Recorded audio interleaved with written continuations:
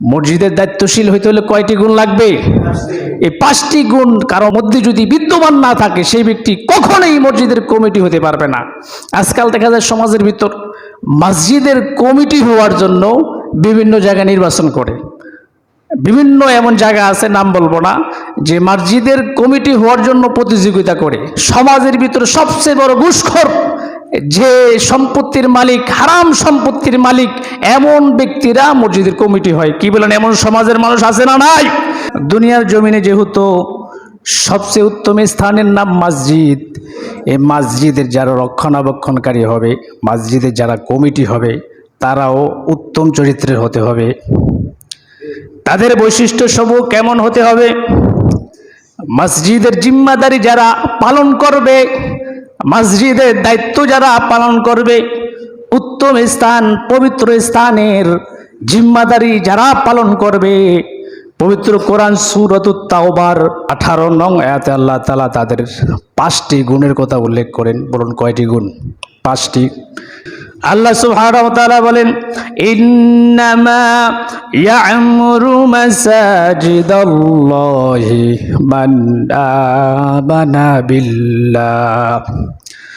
মান আমানা বিল্লাহি ওয়াল ইয়াউমিল আখিরি ওয়া আকামাস সালাতা ওয়া আতাজ যাকাতা ওয়া লাম ইয়াখশা ইল্লাল্লাহ ফাসা উলাইকা আন ইয়াকুনু মিনাল মুহতাদিন। আল্লাহ সুবহানাহু ওয়া তাআলা সূরাতুত তাওবার 18 নং আয়াতে মসজিদে যারা কমিটি হবে তাদের ভিতর 5টি গুণ থাকতে হবে। আল্লাহ বলে, মান আমানা বিল্লাহ, 1 নম্বর আল্লাহর প্রতি ঈমান আনতে হবে, আল্লাহর প্রতি বিশ্বাস স্থাপন করতে হবে। কাজী আয়াত দ্বারা সুস্পষ্ট হয়ে যায়, দুনিয়ার জমিনে যত ভিন্ন ধর্ম অবলম্বী রয়েছে, মুশরিক ইহুদি, কোনোদিন এই ব্যক্তিরা মসজিদের কমিটি হতে পারবে না, মসজিদের দায়িত্ব তারা পালন করতে পারবে না। মসজিদের দায়িত্ব পালন করার জন্য 1 নম্বর শর্ত হচ্ছে তারা আল্লাহর প্রতি ঈমান আনতে হবে।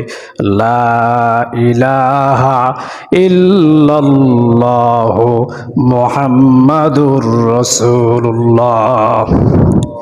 ঈমান আনার অর্থ এটা না শুধু আমি আল্লাহর প্রতি ঈমান এনেছি, আরও যে সমগ্র বিষয়ের প্রতি ঈমান আনা অপরিহার্য, সে 7টি বিষয়ের প্রতি ঈমান আনতে হবে। পাশাপাশি ঈমানের হাকিকত মেনে ঈমানকে মজবুত করতে হবে। এই সিফাত যাদের ভিতর রয়েছে, আল্লাহ সুবহানাহু ওয়া তাআলা বলেন তারা মসজিদের কমিটি হতে পারবে। 2 নম্বর শর্ত, ওয়াল ইয়াউমিল আখির, তাদের ভিতর 2 নম্বর শর্ত থাকতে হবে পরকালের প্রতি বিশ্বাস স্থাপন, আখিরাতের প্রতি পূর্ণ বিশ্বাস থাকতে হবে যে পরকাল সত্য, পরকালে ভালো কাজ করে গেলে পরকালে আমার জন্য কল্যাণ রয়েছে, ভালো কিছু রয়েছে। আর যদি দুনিয়ার জমিনে আমি খারাপ কাজ করি তাহলে পরকালে আমার জন্য শাস্তি রয়েছে, এই অপরাধের শাস্তি রয়েছে। এমন পরকালের প্রতি পূর্ণ বিশ্বাস থাকতে হবে। বিশ্বাস মানে শুধু আমি বিশ্বাস এনেছি কিন্তু প্র্যাকটিক্যালি কোনো প্রমাণ আমি দেখাচ্ছি না, এটার নাম কিন্তু পরকালের প্রতি পূর্ণ বিশ্বাস না। যেমন দুনিয়ার জমিনে আমি যদি আমার মুখে বলি আমার পিতা মাতাকে আমি মহাব্বত করি, কিন্তু আমি একজন জিম্মাদারি ছেলে, আমি বড় ছেলে পরিবারের, কিন্তু আমার পিতা মাতাকে আমি দেখাশোনা করি না, ভরণ পোষণও তাদের দেই না, তাহলে এর অর্থ কি এটা বোঝাবে আমি পিতামাতাকে মহব্বত করি, ভালোবাসি? এটা আমার মুখের ভালোবাসা হলো, কিন্তু সত্যিকারের অর্থে আমি আমার পিতামাতাকে যেহেতু দেখাশোনাও করি না, তাদের প্রয়োজনগুলো আমি পূরণ করি না, এর মানে বোঝায় আমি আমার পিতামাতাকে ভালোবাসি না। এটাই হলো বাস্তব প্রমাণ। কোনো মানুষ যদি বলে আমি পরকালকে বিশ্বাস করি, তাহলে সত্যিকারের অর্থে তার ভিতরে আল্লাহর ভয় থাকতে হবে। পরকালের জন্য, পরকালে ভালো থাকার জন্য ইবাদত বন্দেগী করতে হবে, নেক আমল বেশি বেশি করতে হবে। যে ব্যক্তি নেক আমল বেশি বেশি করে, পরকালের ভয় ক্রন্দন করে, এই ব্যক্তি সত্যিকার অর্থে পরকালের প্রতি বিশ্বাস স্থাপন করেছে। তাহলে মসজিদের কমিটি হতে হলে 2 নম্বর শর্ত কি লাগবে? পরকালের প্রতি পূর্ণ বিশ্বাস স্থাপন করতে হবে। শুধু মৌখিকভাবে বিশ্বাস স্থাপন না, পরকালে ভালো থাকার জন্য, সুখ শান্তি আরাম আয়েশে থাকার জন্য নেক আমল বেশি বেশি করতে হবে। তৃতীয় নম্বর শর্ত, ও আকামাস সালাহ, সালাত প্রতিষ্ঠা করতে হবে, নামাজ কায়েম করতে হবে। তাহলে মসজিদ কমিটি যারা হবে, মসজিদের রক্ষণাবেক্ষণকারী যারা হবে, তাদের তৃতীয় নম্বর শর্ত কি? সালাত প্রতিষ্ঠা করতে হবে।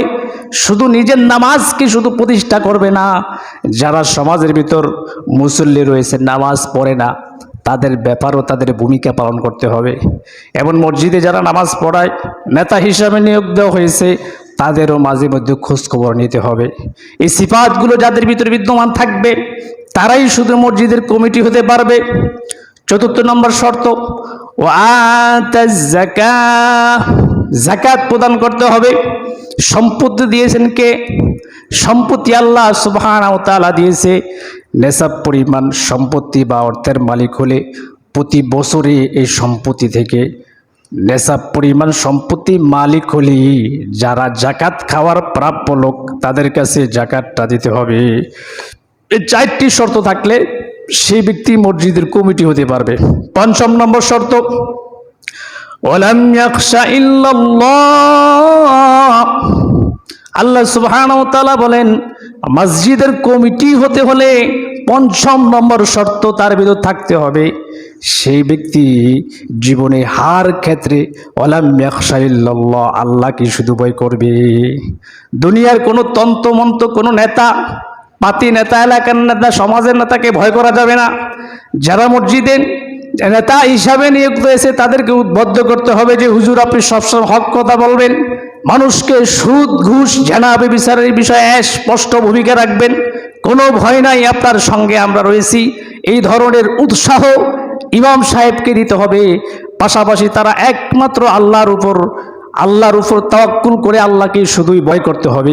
এই পাঁচটি গুণ যার ভিতরে থাকবে, শুধু সেই ব্যক্তি মসজিদের সভাপতি এবং কমিটি হতে পারবে। তাহলে কয়টি গুণ লাগবে মসজিদের সভাপতি কমিটি হইতে? মসজিদের দায়িত্বশীল হইতে হলে কয়টি গুণ লাগবে? এই পাঁচটি গুণ কারো মধ্যে যদি বিদ্যমান না থাকে, সেই ব্যক্তি কখনোই মসজিদের কমিটি হতে পারবে না। আজকাল দেখা যায় সমাজের ভিতর মসজিদের কমিটি হওয়ার জন্য বিভিন্ন জায়গা নির্বাচন করে। বিভিন্ন এমন জায়গা আছে, নাম বলবো না, যে মসজিদের কমিটি হওয়ার জন্য প্রতিযোগিতা করে। সমাজের ভিতরে সবচেয়ে বড় ঘুষখোর, যে সম্পত্তির মালিক, হারাম সম্পত্তির মালিক, এমন ব্যক্তিরা মসজিদের কমিটি হয়। কি বলেন, এমন সমাজের মানুষ আছে না নাই? কাজে আয়াত দ্বারা স্পষ্ট প্রমাণ হয়, মসজিদের কমিটি হওয়ার জন্য এক নম্বর শর্ত হচ্ছে, মসজিদের দায়িত্বশীল হওয়ার জন্য এক নম্বর শর্ত হচ্ছে আল্লাহর প্রতি ঈমান আনতে হবে। দ্বিতীয় নম্বর শর্ত হচ্ছে পরকালের প্রতি পূর্ণ তাওয়াক্কুল বিশ্বাস স্থাপন করতে হবে এবং 5 ওয়াক্ত নামাজ পড়তে হবে এবং যাকাত প্রদান করতে হবে। পঞ্চম নম্বর শর্ত হচ্ছে দুনিয়ার কোনো রাজা বাদশাহ, কোনো চেয়ারম্যান মেম্বারে ভয় নয়, একমাত্র ভয় করতে হবে কাকে? আল্লাহ সুবহানাহু ওয়া তাআলাকে। এই পাঁচটি গুণ যদি কোনো মানুষের ভিতরে বিদ্যমান থাকে, সেই শুধু মসজিদের কমিটি হতে পারবে। অন্যথায় কোনো মানুষ যদি যত বড় নেতা হোক না কেন, কোটিপতি হোক না কেন, কোনো পক্ষী তার জন্য মসজিদের কমিটি হওয়া জায়েজ নয়। এবার আল্লাহ সুবহানাহু ওয়া তাআলা বলেন, যাদের ভিতরে এই পাঁচটি গুণ বিদ্যমান থাকবে, এই পাঁচটি গুণে গুণান্বিত ব্যক্তিদের ব্যাপারে আল্লাহ সুবহানাহু ওয়া তাআলা সূরাত তাওবার 18 নং আয়াতের শেষের দিকে বলেন, ফাআসা উলাইকা আন ইয়াকুনু মিনাল মুহতাদিন। ফাআসা, আশা করা যায়, আল্লাহ সুবহানাহু ওয়া তাআলা বলেন উলাইকা আন ইয়াকুনু মিনাল মুহতাদিন। এই পাঁচটি গুণে গুণান্বিত ব্যক্তিরা যারা আল্লাহর ঘর মসজিদ সমূহ আবাদ করে, আবাদ করার দায়িত্ব পালন করে, আল্লাহর ঘর মসজিদ সমূহের কমিটি হয়েছে, এই পাঁচটি গুণে গুণান্বিত ব্যক্তিদের ব্যাপারে আল্লাহ সুবহানাহু ওয়া তাআলা বলেন, তাদের ব্যাপারে আশা করা যায় উলাইকা আইয়াকুনু মিনাল মুহতাদিন, তারা হেদায়েত প্রাপ্ত ব্যক্তিদের অন্তর্গত হবে। অতীতে যারা হেদায়েত প্রাপ্ত হয়েছে, যারা হেদায়েত প্রাপ্ত হয়েছে, দুনিয়ার জমিনে যারা হেদায়েত প্রাপ্ত হয়ে জান্নাত প্রাপ্ত হয়েছে, আল্লাহ সুবহানাহু ওয়া তাআলা বলে এই 5টি গুণে গুণান্বিত ব্যক্তিদের ব্যাপারে আশা করা যায় উলাইকা আইয়াকুনু মিনাল মুহতাদিন, তারা হেদায়েত প্রাপ্ত ব্যক্তিদের অন্তর্ভুক্ত হয়ে যাবেন। আওয়াজ করবেন সুবহানাল্লাহ। তাহলে এই 5টি গুণ অর্জন করার প্রয়োজন আছে না নাই? সমাজের ভিতর যারা আমরা কমিটি হব, যারা মসজিদের দায়িত্বশীল হব, তারা এই 5টি গুণে গুণান্বিত হতে হবে। আল্লাহ সুবহানাহু ওয়া তাআলা এই কোরআনের এই আইনকে মেনে আমরা মসজিদের দায়িত্বশীল হব, এই তৌফিক দান করুক, আমিন বলি।